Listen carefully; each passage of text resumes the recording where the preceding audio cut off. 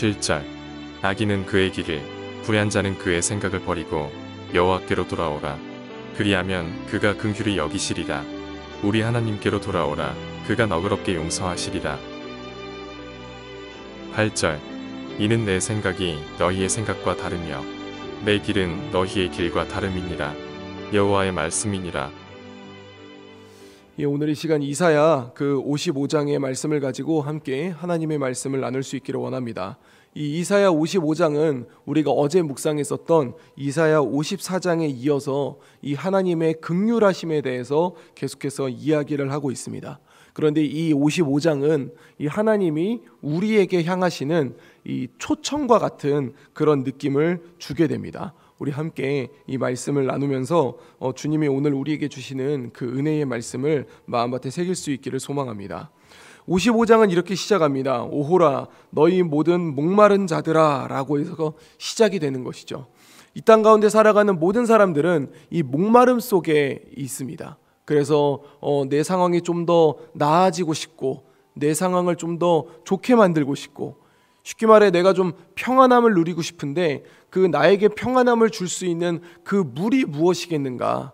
그러면서 어떤 사람들은 명예를 쫓기도 하고 어떤 사람은 권력을 쫓기도 하고 어떤 사람은 돈을 쫓기도 하면서 자신이 가지고 있는 그 목마름을 채우려고 하는 그런 모습들을 보게 됩니다. 그런데 주님은 뭐라고 말씀하시냐면 너희 목마른 자들아 물로 나아오라. 돈 없는 자도 오라. 너희는 와서 사 먹되 돈 없이 값 없이 와서 포도주와 젖을 사라라고 얘기를 합니다.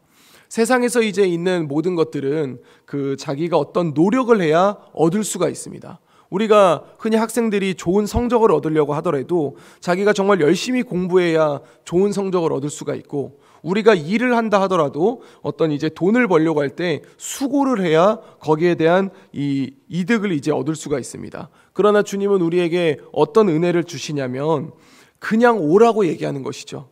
그냥 와서 사 먹되 돈 없이 값 없이 와서 이 포도주와 젖을 사라고 이야기합니다. 이 이야기는 세상의 기준은 돈 있는 자들에게 대우를 해주고 권력이 있는 자에게 대우를 해주고 즉 힘 있는 자에게 대우를 해주지만 하나님은 그런 것들을 살펴보지 않고 정말 모든 사람에게 하나님이 주시는 그 은혜가 있다라는 것을 우리는 알 수가 있게 됩니다.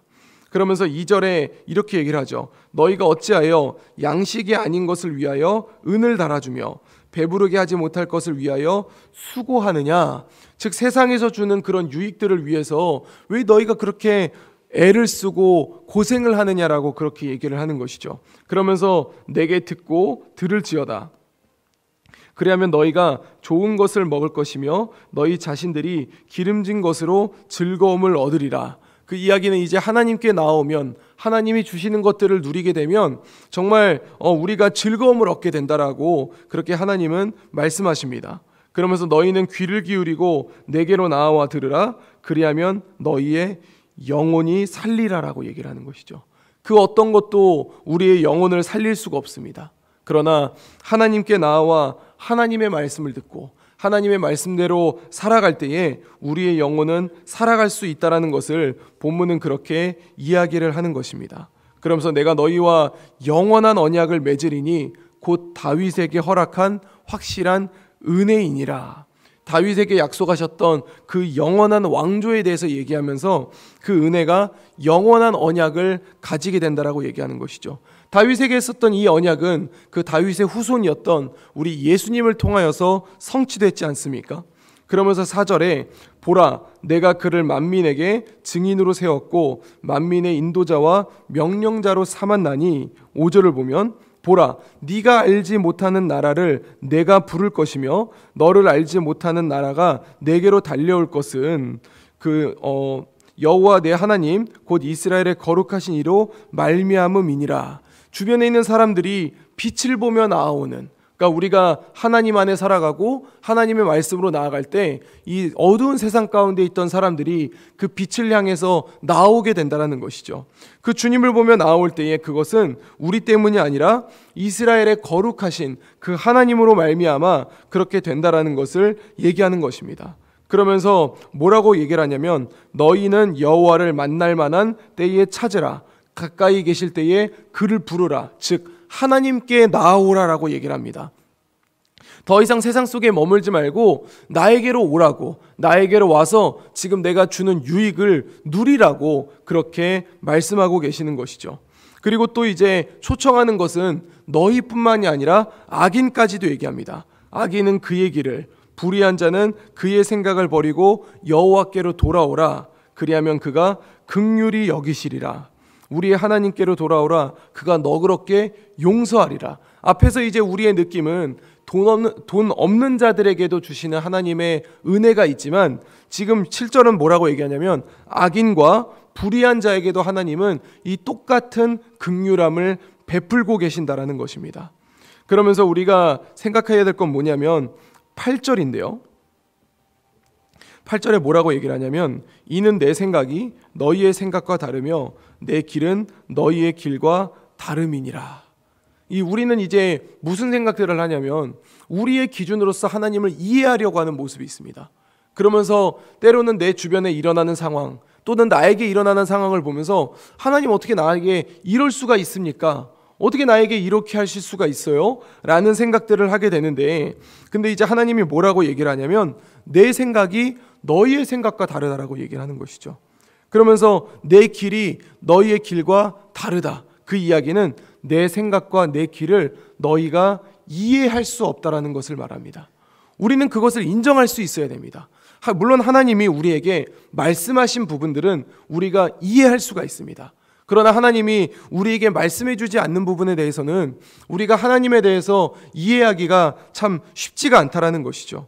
그러면서 하나님이 어떤 약간 시적인 표현을 통해서 말씀을 하시는데 뭐라고 얘기를 하냐면 이는 하늘이 땅보다 높음같이 내 길은 너희의 길보다 높으며 내 생각은 너희의 생각보다 높다라고 하면서 뭐라고 비유하시냐면 이거는 비와 눈이 하늘로부터 내려서 그리로 되돌아가지 아니하고, 실제로 하늘에 있는 비와 눈이 땅에 내리지만 비가 다시 하늘로 올라가지는 않지 않습니까? 그리고 그 비와 눈이 하늘로부터 내렸을 때 어떤 일이 일어나냐면 땅을 적시게 되고 그리고 그로 말미암아 이 소출이 나게 된다라는 것이죠. 그래서 양식을 주게 되고 열매를 맺게 된다라는 것을 얘기하는 것입니다. 그러면서 11절 뭐라고 얘기하냐면 내 입에서 나가는 말도 이와 같이 헛되이 내게로 돌아오지 않는다. 그리고 나로부터 나가는 그 모든 말은 결국 이제 열매를 이루게 돼서 나의 기뻐하는 뜻을 이루며 내가 보낸 일에 형통함을 가져온다라고 얘기하는 것이죠.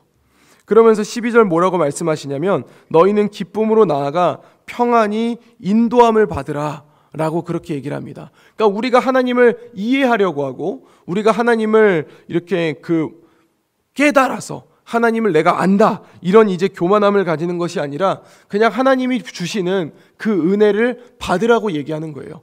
그러면서 그 은혜를 누리라고 얘기하는 것이죠. 그러면서 산들과 언덕들이 너희 앞에서 노래를 바라고 들의 모든 나무가 손뼉을 칠 것이며 라고 얘기하면서 13절에 뭐라고 얘기하냐면 그 하나님의 은혜 안에 거할 때 회복이 일어난다라는 얘기를 합니다. 이 13절이 뭐를 얘기하냐면 잣나무는 가시나무를 대신하여 나고 화석류는 찔레를 대신하여 난다라고 하지 않습니까? 이게 이제 어디서 나오는 표현이냐면 우리가 창세기를 보면 아담과 하와가 이제 죄를 지어서 에덴 동산에서 쫓겨나지 않습니까?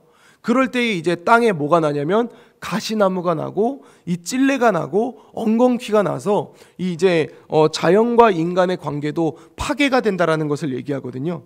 그런데 13절을 보면 뭐라고 얘기하냐면 이 가시나무 대신 잣나무가 나고 찔레를 대신하여서 화석류가 난다라는 거예요.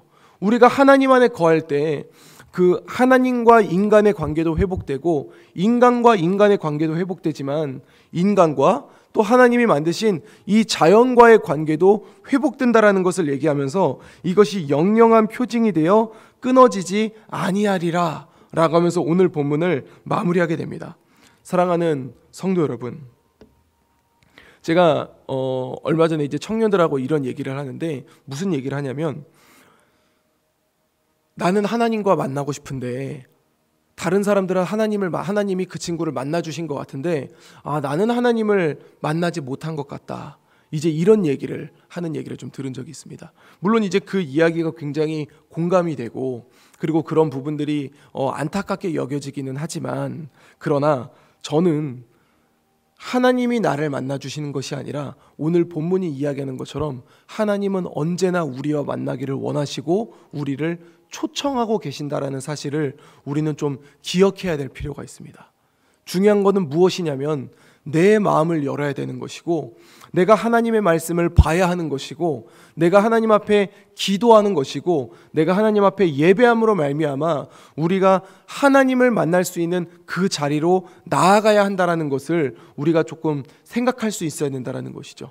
어떤 기적적인 일이 일어나서 내가 걸어가고 있는데 갑자기 환상이 펼쳐져서 하나님이 나에게 뭔가 이야기하는 그런 것들을 바라는 것이 아니라 하나님은 언제나 나와 만나기를 원하시고 그래서 우리에게 말씀을 주셨고 그리고 우리가 기도할 때 그 기도를 들으시는 그 하나님을 생각하면서 우리가 그 주님을 만나기 위해 나아갈 수 있어야 한다는 것을 우리 마음밭에 새겨야 할 줄로 믿습니다.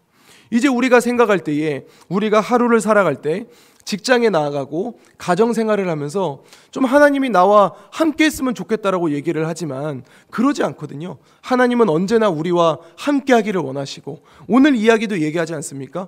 너희가 세상 것을 구하지 말고 나에게로 나아오라고 그리고 내가 주는 그 은혜와 내가 주는 긍휼함을 누리라고 이야기하지 않습니까? 우리가 오늘 하루를 살아갈 때에 이 말씀을 마음밭에 새기고 이 말씀대로 살아가는 우리 재건부평교회가 될 수 있기를 간절히 소망합니다. 그래서 우리가 가정에서 생활하고 직장에 나아가고 학교에 나아가고 사회 속에 살아갈 때에 하나님이 나와 함께 해주지 않아 내가 세상 길로 가면서 하나님이 나와 함께 해주지 않아 이렇게 이야기하는 것이 아니라 하나님이 우리를 초청하고 있는 그 길로 나아감으로 말미암아 주님이 나에게 주시는 그 은혜를 누릴 수 있는 그 복을 누릴 수 있는 그 기쁨을 누릴 수 있는 우리 재건부평교회 모든 성도님들의 하루가 될 수 있기를 우리 주 예수 그리스도의 이름으로 간절히 축원드립니다. 기도하겠습니다. 이제 오늘 받은 말씀으로 함께 기도하겠습니다. 하나님이 우리에게 베풀어 주신 긍휼하심과 평화를 사모하며 따라갈 수 있는 우리 모두가 될 수 있게 하여 주시옵소서. 악인과 불의한 자에게도 긍휼함을 베푸시는 하나님의 마음에 감사함을 가지며 그분의 이름을 찬양하는 하루가 되게 하옵소서. 함께 기도하겠습니다.